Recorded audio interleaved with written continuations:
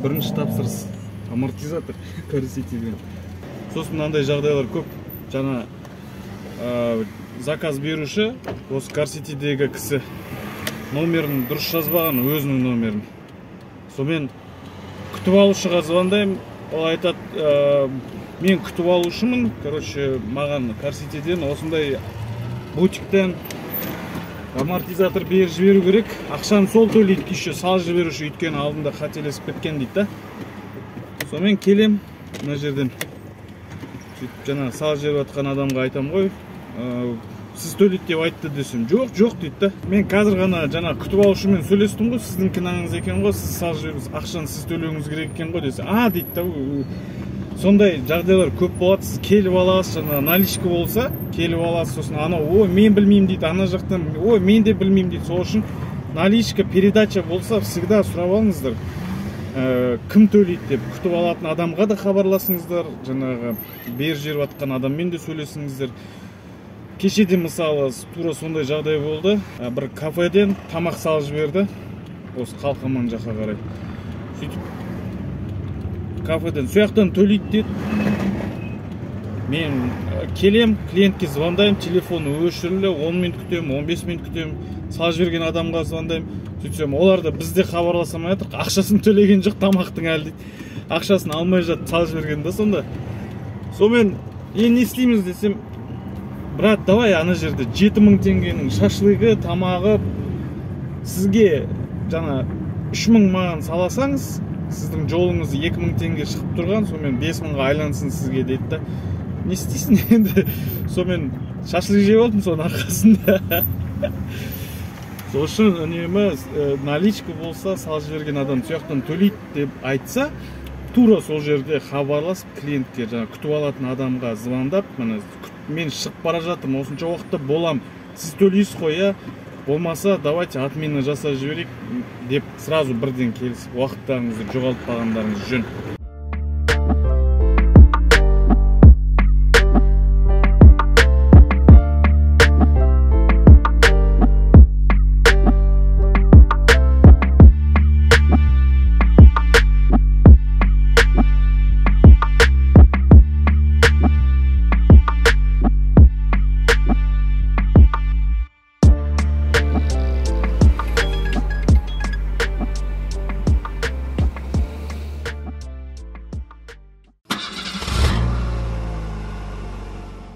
Баршаларыңызға қайырлы күн. Сіздер Қазақ такси арнасындасыздар. Арнаның жүргізушісі мен Орынбаев Мерей. Бүгін Яндекс доставка курьер тарифтеріне шықтым. Біраз болды бұл жаққа шықпағалы.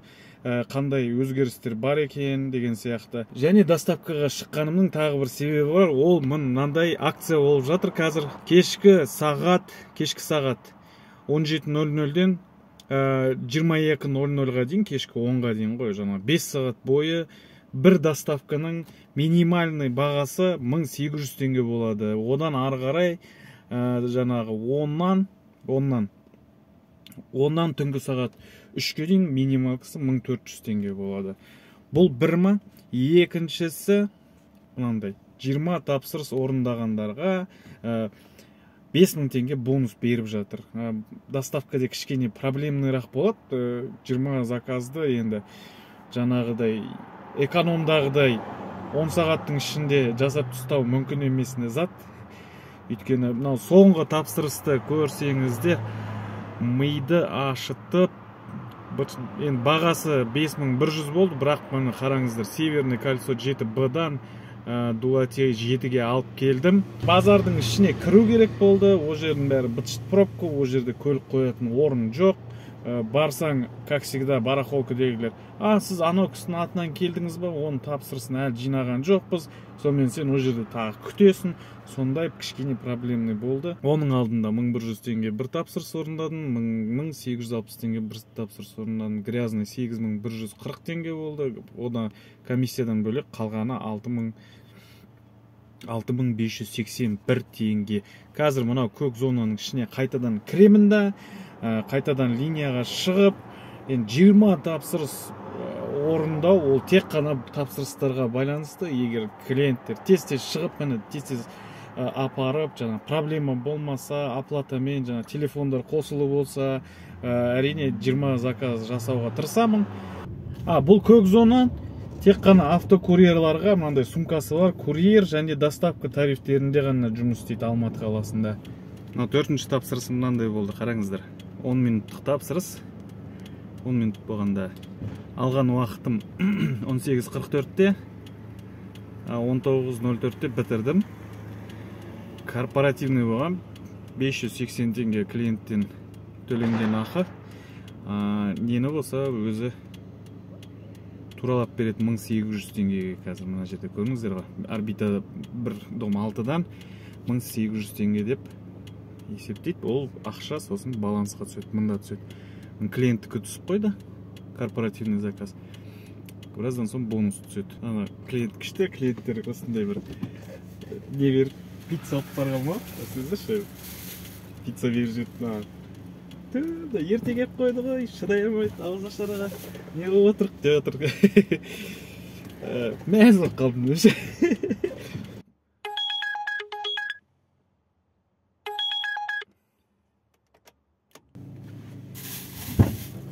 Здрасте. Здравствуйте. Да. Так.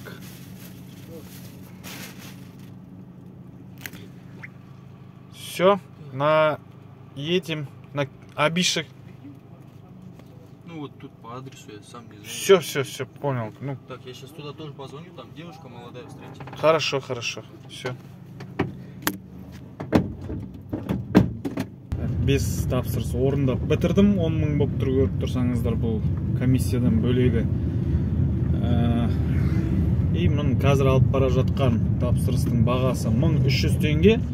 Бірақ Яндекс маған 1800-ге туралайды ғой. Грязный.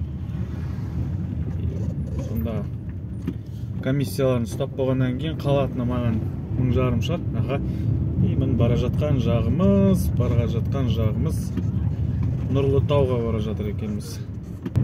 Содан кейін кейбір адамдар маған бүйтіп жазады: "Мерей, сен неге жарнамалайсың Яндексті?" деп. Айтакси деген ол Яндекс емес. Ол таксопарк, қазақстандық таксопарк. Менің атынан тіркелгендерге парктың комиссиясы 4% болады. Ол 4% осы Қазақстанда қалады. Ол 4% мыңдаған адам жұмыс істейді айтаксиде. Ол жерде жаңағы менеджер, бухгалтер, охрана, уборщица, жаңағы IT мамандар бар. Сондай көп деген мыңдаған, бүкіл Қазақстан бойынша мыңдаған адам жұмыс істейді айтаксиде. Және соларға айлық болып қалады. Соларға жаңағы 4% ол осы Қазақстанда қалатын. Ал жаңа Яндекстің комиссиясы әрине оны мен білем, мен көремеспін, месеп білем, мен білем, Яндекстің комиссиясы жоғары екен. Яндекс ол даже Ресейдің өзінде өзінің жүргізушілерінен де сондай 20%-тен жоғары алады. Алдында бір кісі маған жаңағы Россияда жұмыс істеп келген кісі екен, маған көрсетіп жатыр да, жаңағы қанша 30%-ға дейін комфорт плюстан 30%-ға дейін ұстайды Ресейдің өзінде.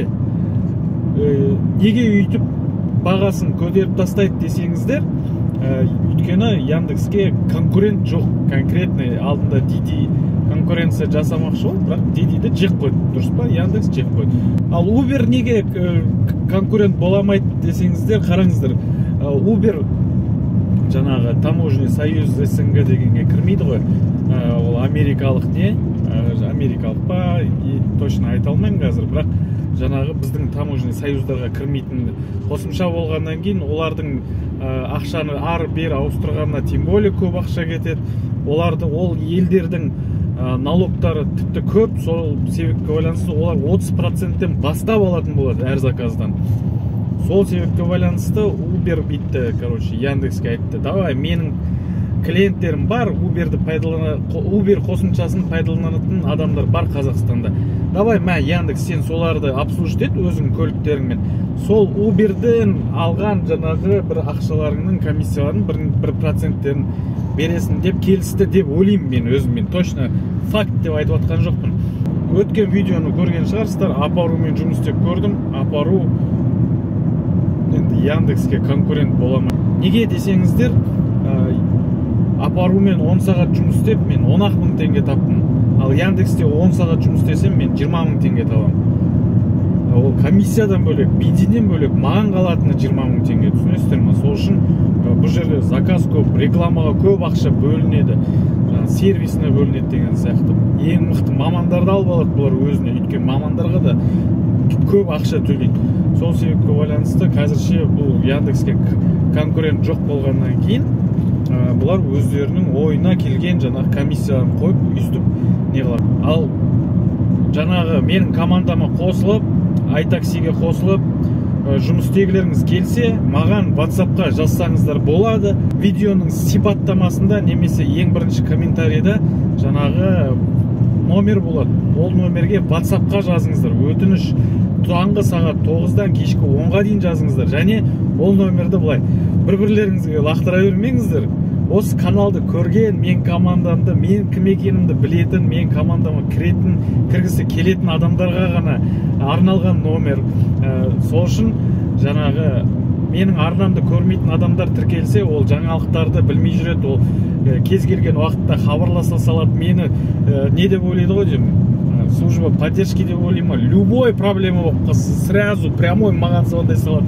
Сол үшін мен өзім үнемі өйстіп за рулем жұмыс істеп жүрген адам, мен әрқайсыларыңызға өйтіп телефон арқылы жауап беруге физически уақытым жетпейді. Сол үшін өтініш тағды номерді ешкімге бермеңіздер. Таңғы сағат 9-дан кешкі сағат 10-ға дейін WhatsApp-қа жазыңыздар, тіркеліңіздер.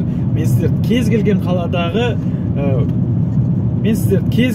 қаладан кез келген тарифке именно осы iTaxi паркіне қосып тіркеп бере аламын. Және менің командамда боласыздар. Болашақта менің атымнан iTaxi-ге тіркелгендердің арасында да жаңағы бөлек ұтыс ойындар болады. Прям мынанша заказ жаса деп айтпаймын әрине. Бірақ жаңағы белгілі бір тапсырыс орындап, немесе ең көп тапсырыс орындаған адамдарға жаңағы әртүрлі сыйлықтар тарататын боламын. Бұл жерде грузовойға бөлек акция болады, курьерларға бөлек акция болады, және жеңіл көлікпен жүретіндерге бөлек акция болады. Одан бөлек жаңа iTaxi-дің өзінің де нелеріне қатыса беретін боласыздар жаңағы. Енді осы сентябрьде Hyundai Elantra'ның ойыны өтеді, және одан да бөлек бәйгесі бар, апта сайын өтетін. Сол үшін бұл паркке мен толықтай кепіл бере аламын. Адал парк, жақсы парк, жұмысшылар көп парк, жаңағы служба поддержкасы бар деген сияқты. Сол үшін астыдағы номерге WhatsApp-қа жазсаңыздар болады. Қараңыздар, 6 тапсырыс болды, 12.472 теңге. Соңғы тапсырысты қарасаңыздар сіздер. Өзі 1300 теңгенің тарифі болған. Ол кісі маған 1000 теңге чай берді, қарасаңыз. Еще қазір Яндекс оны үстінен 500 теңге қосып беретін шығар деп ойлап отырмын енді. Негізі қосып беру керек қой. 1000 теңге чай берді. Бүгін прям жолым болып жүр ғой, мен риза болып жүр. 2800 теңге болды общий, көрдіңіздер ғой.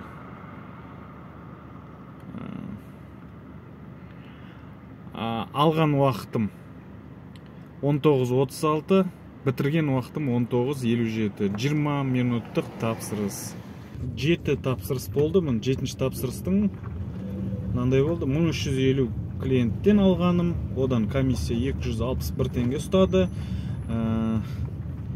Сосын жаңағы қосып беретін 1800-ге туралап береді, 450 теңге тағы Яндекс қосады үстінен. Осындай 7-ші тапсырыс. 13.943 болды. Жаңағы тапсырысқа 20 минут уақыт кетті. Жарайды, ары қарай күтеміз. 8 тапсырыс жасадым, 8-ші тапсырысты бітірдім. Соңғы тапсырыс міне 1990 теңге. Тарифтің өзі сондай болды. 21.09-да алсам, 21.39-да бітірсем, бұл 30 минуттық. Подачасына 5 минут болды, жүргенім 25 минут болды, сонда жарты сағаттық тапсырыс болды ғой. Әлі 21.42 уақыт, тағы да бір тапсырысқа ілінеміз мына 1800-дің тарифіндегі. Егер беріп жатса, әрине 17 минут қалды, 17 минутта бір тапсырыс түседі деген ойдамыз. Ал одан кейін, оннан кейін мына жерде сағат 10-нан түнгі сағат 3-ке дейін сол көк зонаның ішінде минимальный бағасы курьер доставканың 1400 теңге болады. Айтқанымдай автокурьердің және мынандай термо сумкасы барларға ғана жұмыс істейтін бонус бұл.